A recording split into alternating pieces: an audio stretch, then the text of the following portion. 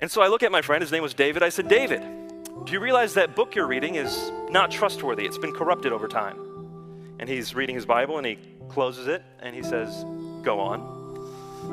Which should have been a sign for me that this wasn't going to go my way, but I just kept going. And I said, David, Jesus spoke Aramaic, did he not? And then the earliest church was in Palestine, it was in Jerusalem, it was in Israel, so they must have spoken Hebrew. But by the time the New Testament's written, it's written in Greek. So you have a translation of Jesus' words before it's ever written down. Now that had worked on many Christians, and I was ready for him to crumple under the weight of my argumentation.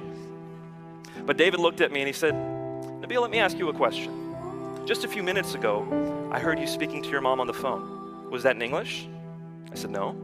And he said, but when you told me what she said, you told me in English. Was that a corrupted translation? No.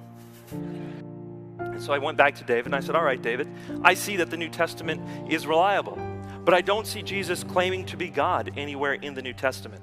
Now keep in mind, this is the biggest sticking point for Muslims, because like I said earlier, Muslims believe that Jesus is the Messiah.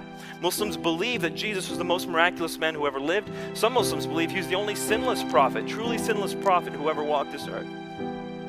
But the moment you say Jesus is God, in a Muslim's eyes, you are committing the worst blasphemy you could ever possibly commit. The Quran says very clearly, chapter 4, verse 171, as well as chapter 5, verse 72, that if you believe Jesus is God, you will go to hell. There's no arguing with that in the Muslim worldview. Chapter 5, verse 116 shows Jesus having a conversation with Allah, and Allah asked Jesus, did you ever tell people to worship you? And he said, by no means do I have the right to tell them to do something like that. One last thing I want to close with is some people will say to me, but Nabil, the Trinity is not present in the Old Testament. This is something new that Christians came up with. I don't think so. I think when you start reading the Old Testament a bit more carefully, now through the lens of clarity that we have from the New Testament, you start seeing it in the Old Testament. And people might say, where? Where did we start seeing the Trinity in the Old Testament? I see it in the first verse of the first chapter of the first book of the Bible. Genesis chapter 1, verse 1. It says, in the beginning, God created the heavens and the earth. Well, let's take that back into the Hebrew. It says, Elohim created. Elohim is the plural of God. It's gods.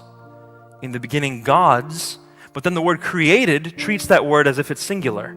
So right there at the very beginning of the Old Testament, you have plurality and singularity in the Godhead.